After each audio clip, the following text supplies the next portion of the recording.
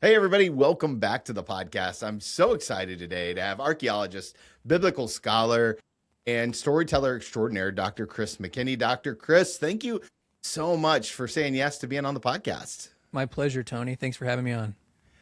As you know, we talked about it before I hit record. One of the things that we're doing this year is we're wrestling with the 12 most Googled leadership questions. And this month's question is all about leading without title or formal authority. So let me pose this question to you. How would you wrestle with that? How do we lead well when we don't have the title or maybe we don't have the formal authority to lead others? Yeah, I actually think I didn't know this question would be besides what we talked about before, but I really like the question. I think that it really hits at the heart of a lot of where we are in the modern world, especially in the job markets that we find. And maybe it works for any time. But as someone who has spent his life realizing that my calling is biblical archaeology and it's to do the academic world and to study the nuts and bolts or the pots and the walls of the biblical world, and knowing that job market is not exactly robust, and there never will be a very, very large market for it, and yet it's nevertheless really important. I've always realized that if I'm going to do this, and I feel what the Lord has called me to, then I'm going to have to carve out a niche for myself through public facing education, through podcasts, through letting my research really lead the day. And so I'd say for me, much of my motivation in leading really derives from being a self-starter and studying and researching and focusing on the material, where if I know it and I'm being driven myself, I can let that come across to others. And then I'd say, as this movie came along, and working on excavation projects and working in different areas, leading tours and of course students, and uh, we often encounter situations that are complicated, and we often encounter people that have their own ideas about how things should be. Some of those are good ideas, some of those are bad ideas, but they all need to be managed in a way that allows for the greater success of what you're trying to do to shine through.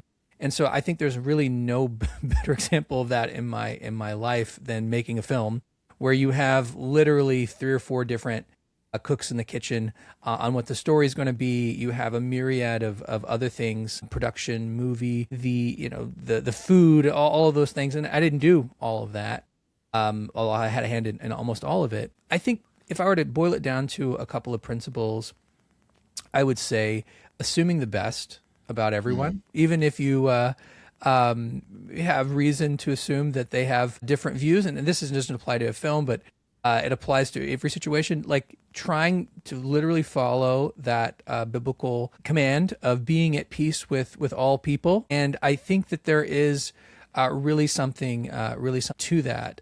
Not only, well, of course, it's in the Bible, but how we manage people, how we manage people's expectations, how we are willing to sacrifice our own ego and ambition for the greater good of what we're trying to do together, is something I've really been impacted by. When we think about, again, maybe you don't have the title of director, or you don't have the title of a business owner or professor or whatever it is, but we don't have to have those titles to do the job of what those titles are supposed to be about. So another thing I'd say about this is, if we want to get those jobs, if we want to work towards what our calling is and finding those right situations, I've been thinking a lot about how we can make ourselves almost inevitable there. And part of that might be, kind of a Kobe Bryant mentality of, I'm just going to do it, be the best and be excellent. I think there's something to that. But in most of the business world and the leadership world, it's learning to get out, to not put yourself first, to not being the first one in line to say, okay, I want to be in the movie, I want to be the star, or I want to do this and that, which is funny because I know we're talking about a movie that I'm in, but I would say, And I would argue that you are the star. I never planned. This was totally out of left field, and it was just one of those realizations with our director and our executive producer one day, like, well, this is what we should do. And I'm like, okay, let's do that. But it wasn't one of those Yeah, you have a spirit of humility going into it. I mean, how do you? That's like Moses. Moses was the most humble man on earth. Like I don't Right. want to say that, but I do think that in terms of the way we approach things, it's really crucial. Humility is in trying to be at peace with all people are two really important principles. Now, biblical archaeology is such a widespread, like massive topic. I'm sure I have some friends who are academics, and one of the things that's true for them, I'm sure it's also true for you, is they could study anything and they could go so in depth on it that they could get mounds of research all the time. And that's sort of idea. And so when I look at a project like this, Legends of the Lost Ark, this is such a big project. It's like, from what I'm learning, it's one of those things that everybody kind of covets, and how did you decide that this is the project that you're going to give this season of your life's work to? Yeah, I'd say there's in some sense I feel like the I don't want to say the universe or project chose me because I think it's providence, but I really do think that this was not on my bingo card 5 years ago. If we do go back 5-6 years ago to the middle of COVID, I get a call out of left field saying, come interview for this documentary that's being done about the archaeology of Shiloh and the tabernacle. And they want to know your expertise about the Philistines, because I'd excavated at sites associated with the Philistines and the tabernacle. I'd done some work there. And so I go, we're masked up, and it was a very different world. And I hit it off with this older gentleman who knows a lot of the same people I know and invented the biblical software. Shout out to Accordance Bible Software, excellent Bible software. Yeah. His name is Roy Brown. And he starts telling me about this company called Gesher Media.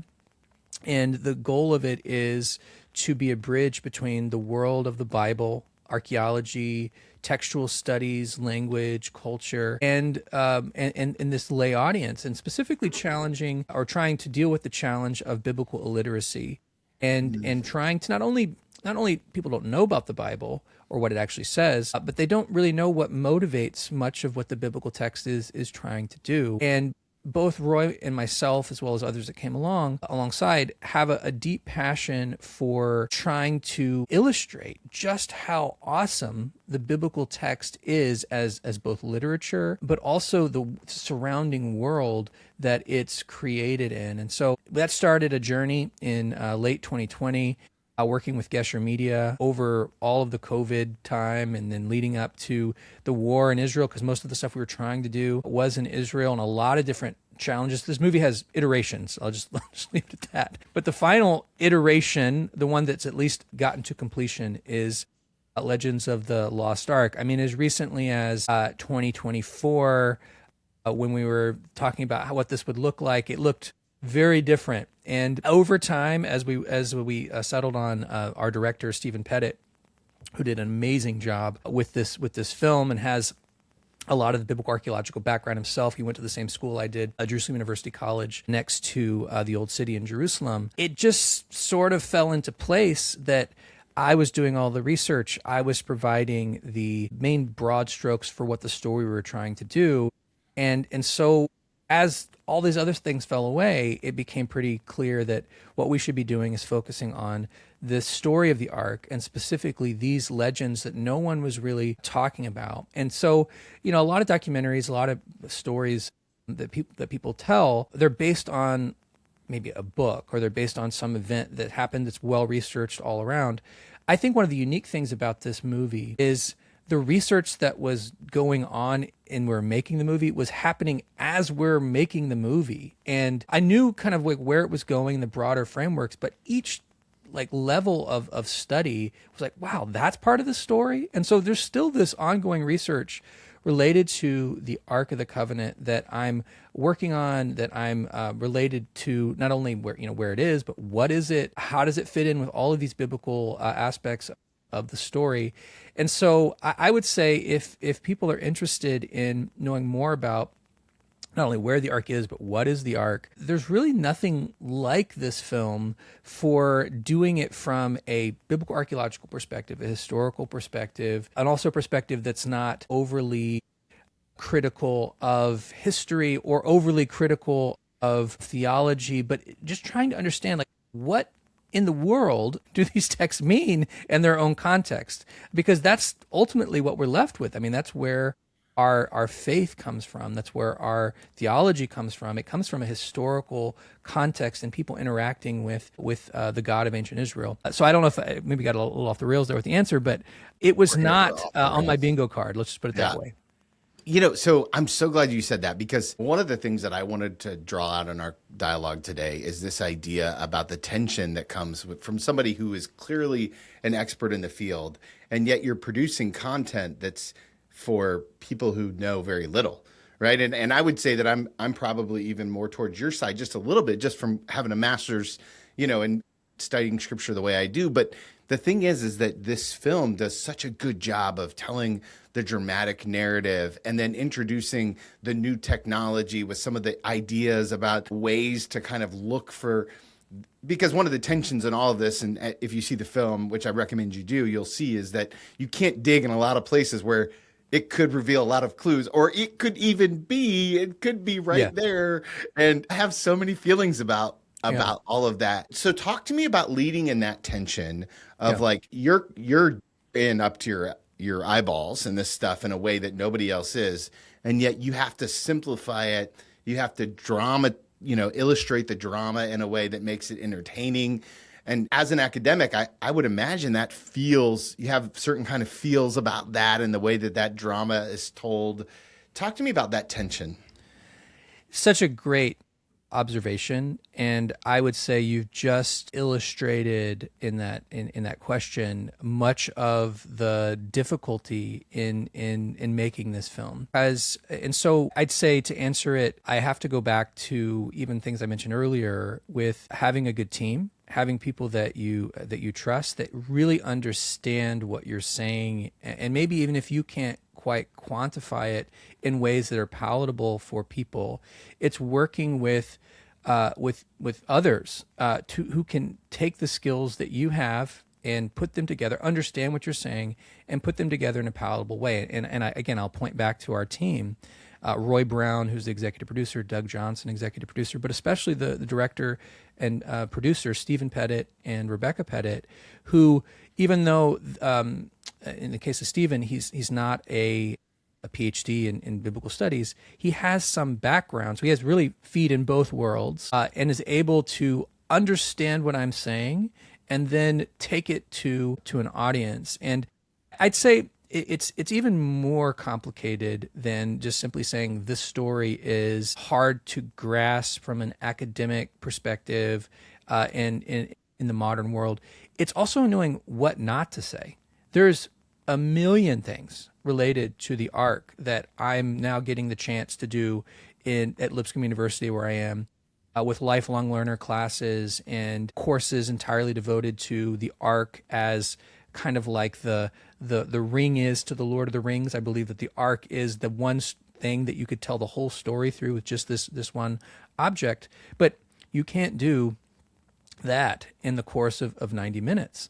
Right. So what are the things that you are going to focus on that become true to scholarship while at the same time understandable to an audience? And we've come up with this idea of epic academia. That is where we entertain and educate at the same time.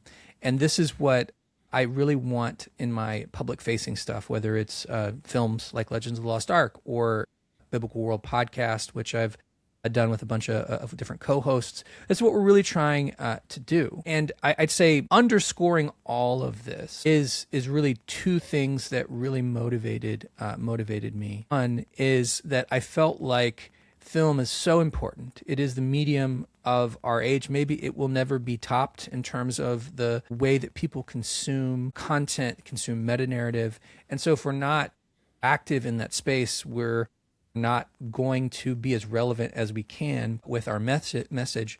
But the films that are normally done related to biblical archaeology are one of two types. One on the left is everything in the Bible is wrong and it's totally made up. And if you accept any of it as historical, you're an idiot.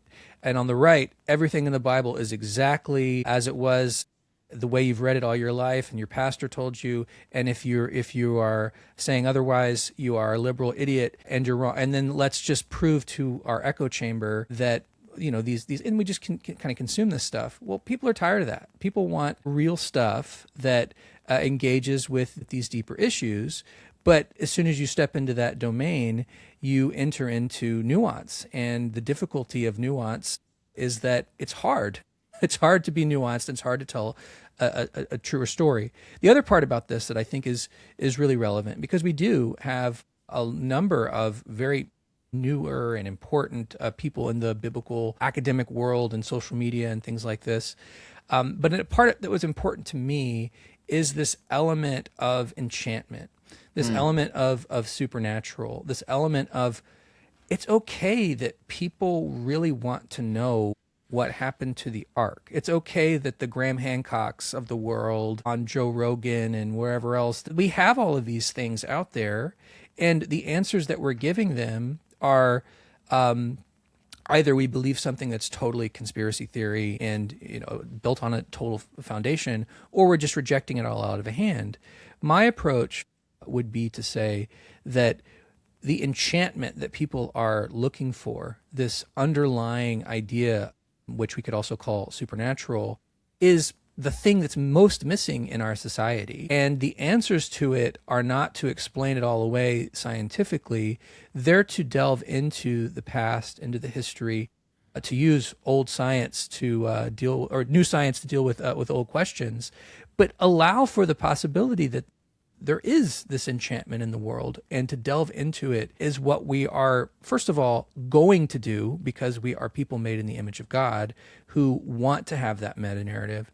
And so this is not something I'm shying away from, while at the same time, we don't just turn off our brain and say anything that furthers my political or religious or combination cause is something that I'm going to sign up for. So I'd say those aspects of storytelling, through teamwork, through real research, as well as being curious about why the ancients thought this and not assuming that we're smarter than they are. The whole G.K. Chesterton, the democracy of the dead idea, they have a vote too. I love the way that you do that throughout the film. One of my favorite parts is at the end, there's doctors who speak in throughout all of the film. But at the end, you kind of ask you or someone on your team ask the question about like, hey, what happens if this is found? Or what would you do if you found it? And one of them says something that I struck me was that she didn't know if it should be found. Yeah. And I was like, oh, that's a whole different thought process here. I came out of the Methodist tradition, and so the word that we would often use to describe this is it's a holy mystery. Yeah.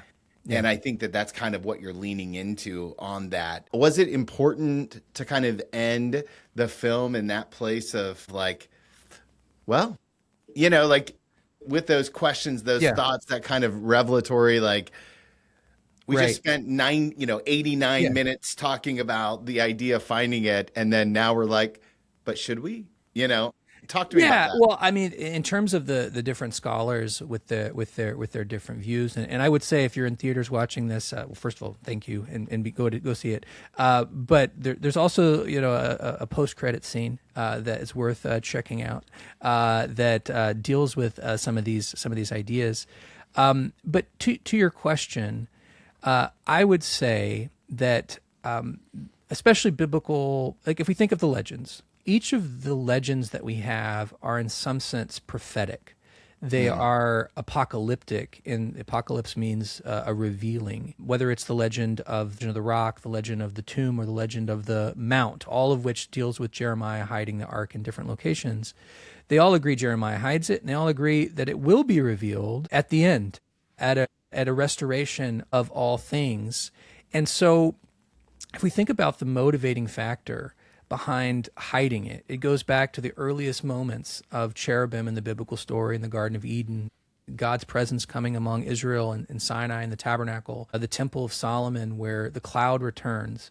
All of these elements are kind of bound up in this object, and the expectation of what God will do when his presence returns to his temple. And as people of faith in the Christian world, that's really relevant to things like Jesus in the temple, saying things like, I am the, I am the water of life. Anything that if you drink out of this water, you'll have life everlasting, which is quoting from Ezekiel, which is itself talking about God's Spirit returning. Or Pentecost, where God's Spirit returns to the place where the Ark of the Covenant was lost. And so, yes, I like that question, and I think it's really important, but I would answer it in two ways. One is to say that I think biblical prophecy in general is a script. It is like a movie script that has not been made yet. We don't know what the movie will be. In fact, it's based on a book that is a script, and the movie will always be better than the book. That's how, God as the director is much better in that way. And so how it will actually be unveiled is up to the Lord, and how exactly he's going to fulfill each of these prophecies is up to the Lord. What I would say, though, and this is maybe taking it a step further, is I also believe what C.S. Lewis would say at the end of his Apocalypse, the last battle, when they're in the Narnia, is Edmund, if you might remember, an important character in the story, and Mr. Tumnus. They can't believe things are preserved. And Mr. Tumnus, the faun, says, nothing good is ultimately lost, or no good thing is ultimately lost.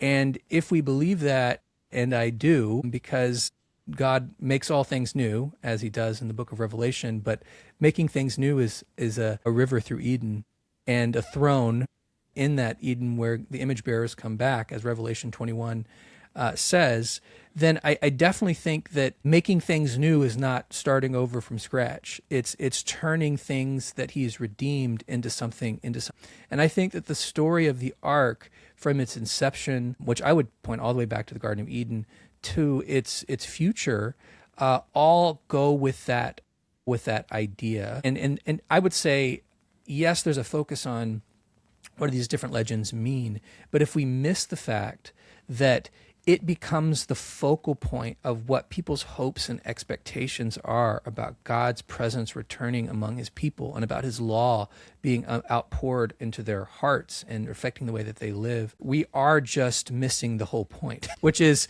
this is God's presence among his people, which is why I think of the story of the ark as the incarnation of the Hebrew Bible, just as Jesus is the incarnation we celebrate at Christmas of the New Testament. Oh, wow. God's presence in the ark and the tabernacle, leaving Sinai, is the story of the Old Testament. And so in the second incarnation, we have this thing called a resurrection. So who knows what the first incarnation will be like. That's so good. One of the things that I wanted to ask you about it's evident throughout the film is your thirst for curiosity. One of my favorite interactions are when you're talking to people on location, which you get to do a couple times throughout the film. And in there, you're like, and could this be the place? And it's a little teaser-ish, right? For clearly for the audience. But what it reveals is your spirit of curiosity, and doing more research into your background. That's obvious throughout your life. How do we as leaders begin to develop a spirit of curiosity and keep that even when we're already experts?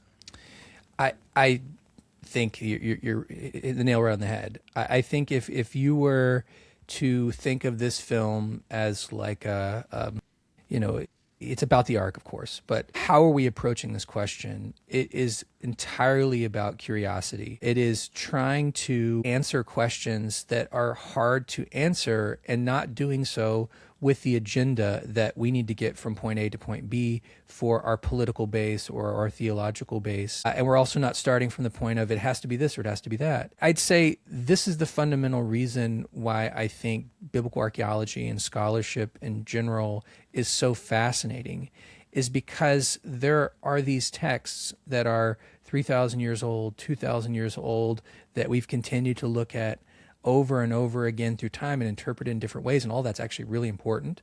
But then there's the material that comes out of the ground that allows us to interpret the text and the material going back and forth, that just opens up.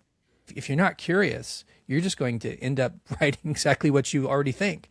So having this, and I'll quote Ted Lasso, "Be curious, not judgmental," in that famous dart scene, for those of you who have seen that.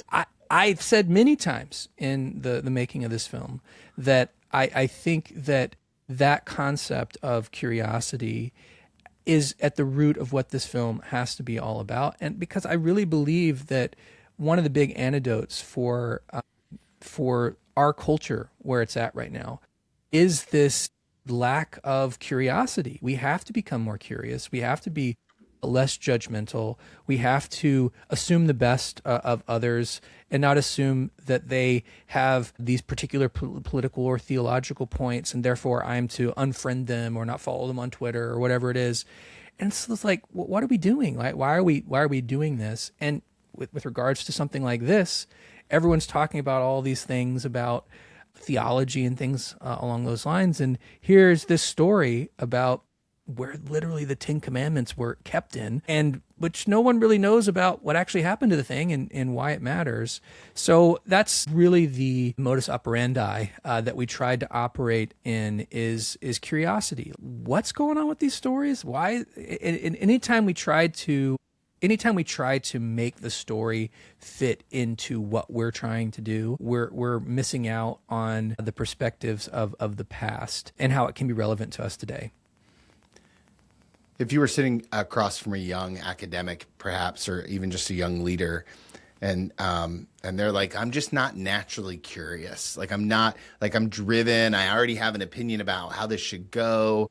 What would you say are like the first one or two like skills or practical applications that we could do to learn to be more curious? Because it seems as if it emits from who you are, but I would imagine that it's come with a lot of muscle and reps over the years as well.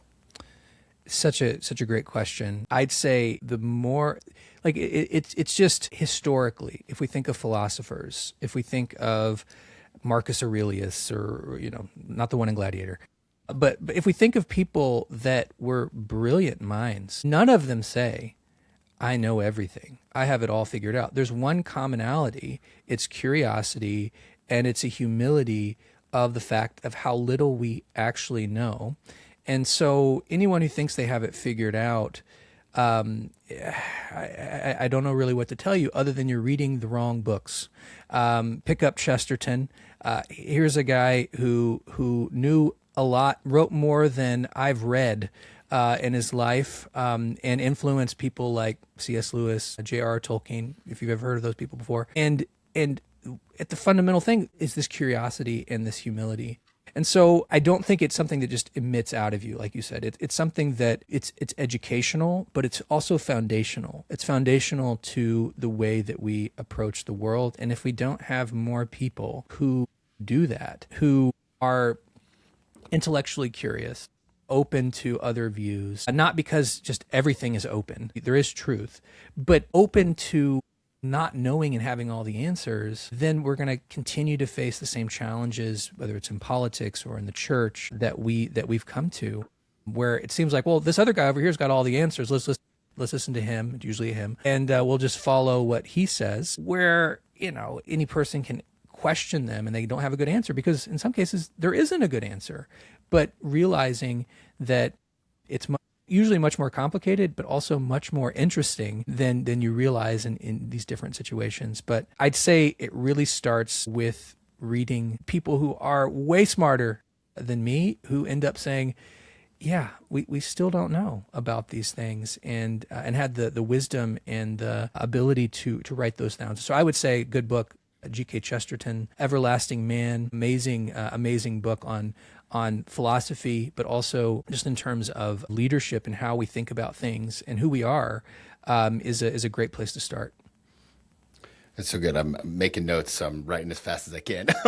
So I get to produce a lot of content through podcasting and preaching and teaching, of course. And one of the things I know is true is that some of my best stuff gets left on the cutting room floor. And so I can only imagine in the course of telling this story throughout the film, you learned, like you said, so much more than what you were able to put in. Mm-hmm. So let me ask you this very unfair question. And I know it's unfair. What is the best piece of content that didn't make it in the movie? It's a great question. And let's see, I have like 5 things I could say. So let me pick one.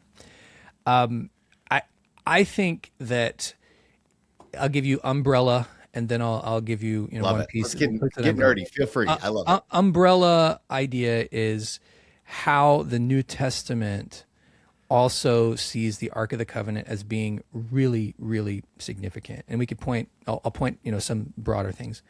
I already mentioned Pentecost.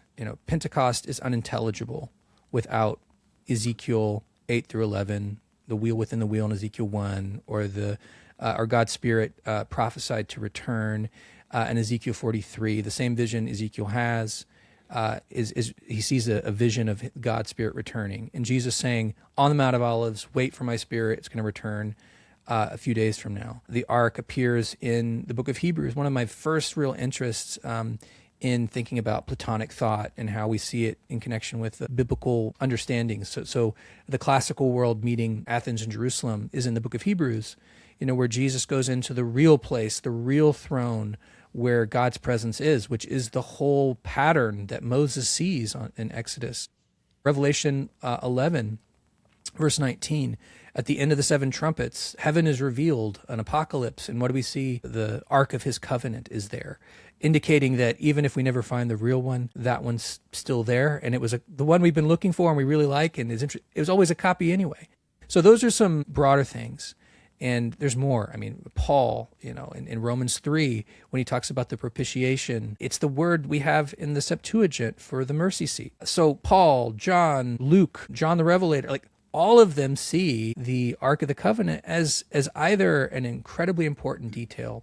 And I'll just say two other things. Growing up, even with the question of the Ten Commandments, should it be on courtrooms? If you go to a synagogue today, every synagogue has a Torah ark that's modeled after the tabernacle with a curtain with the Torah inside. So it's still with us today. That's all background to one point that I wanted to say. It's a text that many of you will read and perhaps hear a sermon on this coming Easter, when in John's Gospel, when Mary goes to the tomb. And we have this wonderful scene of Peter and the beloved disciple racing to the tomb after Mary tells them that it's empty. And Peter goes in and picks up the garments, and the beloved disciple believes, and then they leave. And that's kind of the end of the story for most of the way we think about it. But of course, the story goes on. When Mary Magdalene goes in and looks into the tomb once more, what does she see?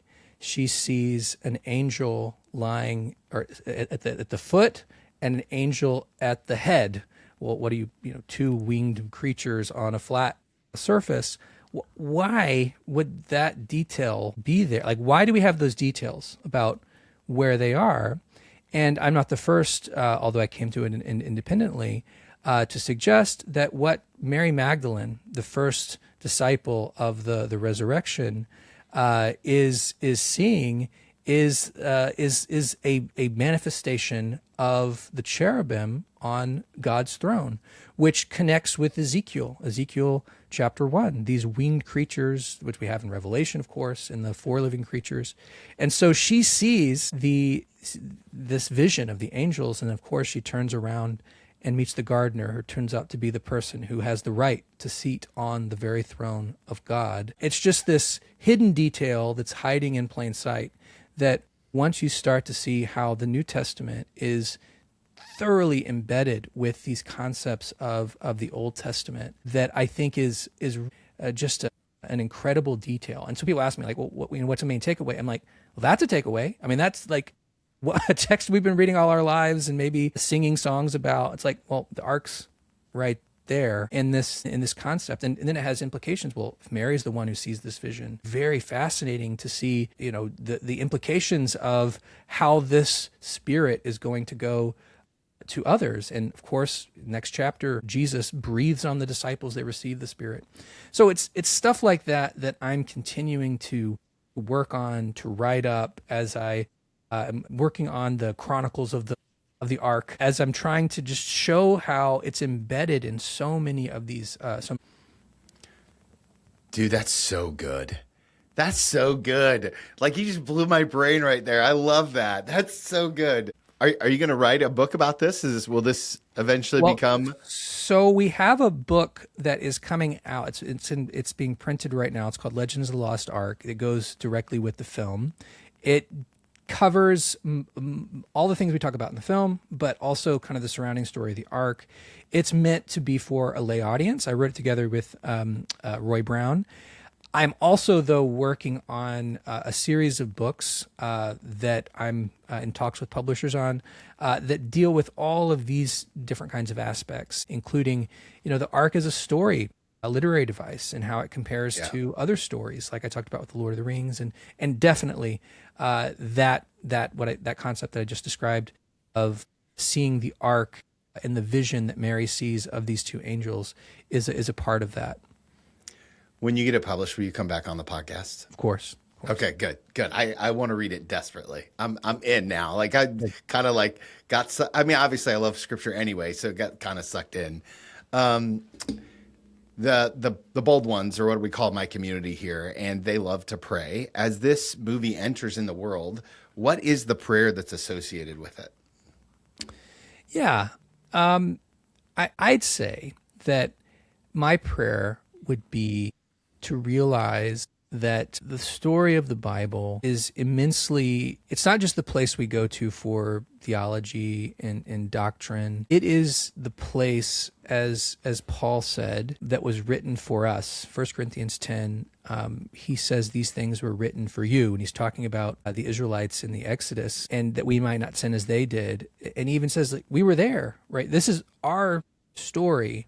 And so in a world filled with competing meta-narratives on the left and the right and the in-between and everywhere around, we need to hold fast to the reality that we have this epic legend, and I mean that not in fictional terms that may or may not be true. I mean the myth, the great myth, as C.S. Lewis would call the one myth made fact that we hold to. And it's a story that starts in Genesis and ends in Revelation that is so rich and so powerful and has the ability to really transform your life. And it didn't just happen to the Jews and the Israelites of the past. It happened to you. It's your story if you're a Christian today. And so I'd say my hope would be that we first of all recognize just how powerful this story is if we read it right. And then second, how that power can dwell inside of us, because remember, the Holy Spirit didn't return to a gold box. It returned into people, which was a really big plot twist when they were there on Pentecost that morning. So good. Okay. So I want to encourage everyone to go check out the movie. You can learn more about where it's at. You can get your tickets at legendsoftheLostArk.com. Where can people learn more about you and your work, or if they want to sign up? I know you take trips over to Israel when that's appropriate. And I know you're doing a lot of work all over the world to help kind of advance biblical archaeology. Where can we learn more about Dr. Chris? Yeah, so there's a couple of places. One, I'd say I do have my own podcast with several co-hosts that I really enjoy working with called Biblical World Podcast. We have a series of 12 episodes on the Epic of Gilgamesh that we recently finished, and we do all kinds of, I think we have like over 100 episodes now, deep dives into kind of all the things we've been talking about. So if you're looking for a kind of a public-facing thing, that would be one.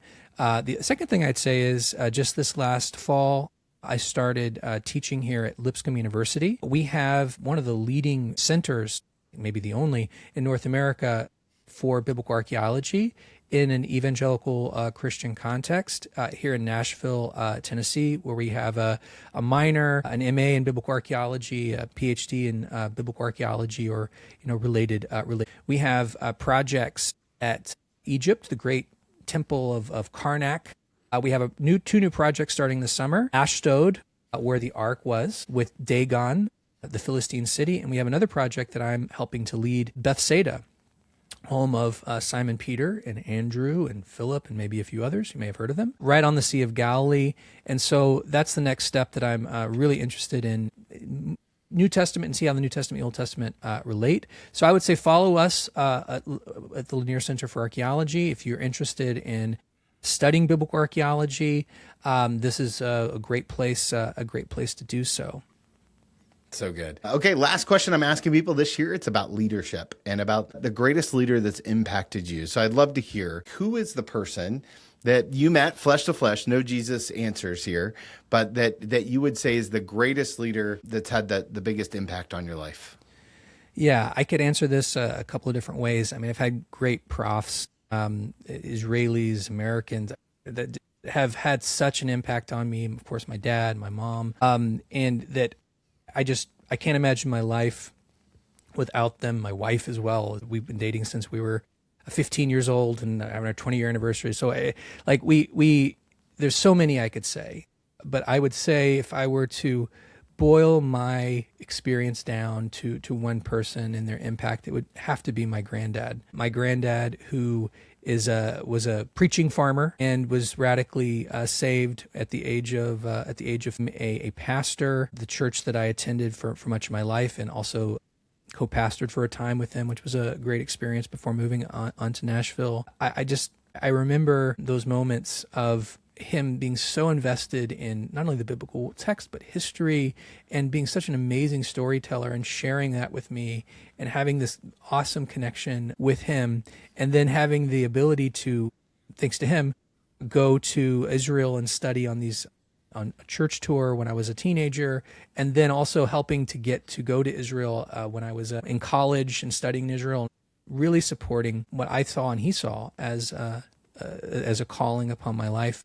And I would say it's really special at this time. He's still alive. He still has some really serious health issues. And so it's a great time of reflection on what the Lord has done over these last 30 years or so of his impact upon my life and his ongoing impact upon people that will see this film and hopefully benefit from it. You never know what the Lord is going to do with your curiosity and your humbleness, your allegiance to him, and your love for others. And I would say, just as an aside to that, my grandmother, who is his wife, has had challenges for 25 years, and just seeing his devotion to care for and live through that when totally inconvenient, total change of what you thought it was going to be.